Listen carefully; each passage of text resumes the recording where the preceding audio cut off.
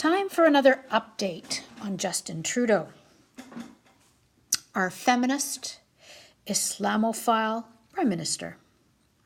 You just can't make this stuff up, and the worst part is Canadians don't seem fazed. They're still so enamored of our Dauphin that they just accept all of his blunders. Here are just some of the latest antics our PM is engaged in. I'm going to begin this with a bit of history. I don't know if you remember Jim Baker and his overly made-up wife, Tammy Faye. I'm kind of dating myself when I talk about them.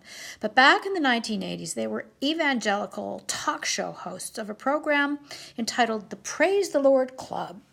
They had millions of viewers across the country and around the world. Their gospel to those who tuned in was basically on how to live a morally correct life according to the evangelical Christian way. Well, with fame and fortune came greed and abuse of power. They were enabled by their many supporters who were duped into believing that their flawless heroes could do any wrong.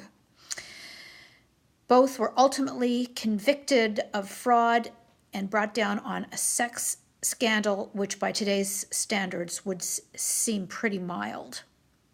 All this to illustrate that the louder you proclaim something, the more likely it might be that you are harboring some sort of guilt regarding your own transgressions.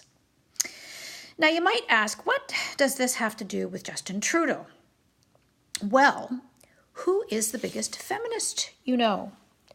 Who reminds us constantly of the need to equate women with men, to have balanced numbers of males and females in cabinet, to pull women to the forefront in the workforce, to applaud anonymous victims when they accuse unsuspecting males of indiscretions, subsequently ruining their careers and their lives without so much as a due process in one fell swoop.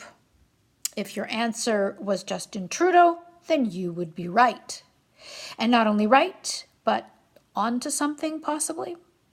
The louder you shout, the bigger and noisier the crash when it happens.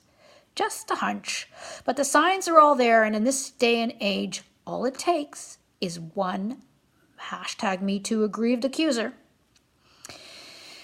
Then there is Trudeau's latest move to allow transgenders who have been sentenced to prison to pick their prison population.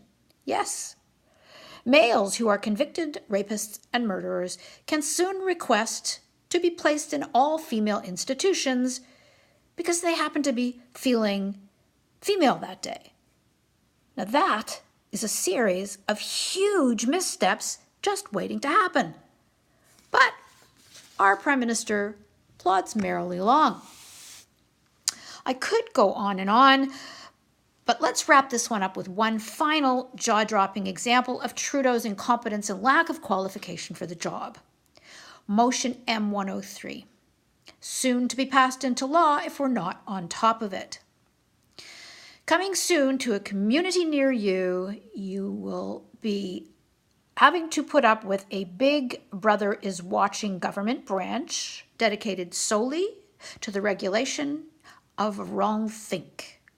Criticize Islam, and you just might find yourself dragged before the courts for daring to speak out against barbaric cultural practices or honor killings.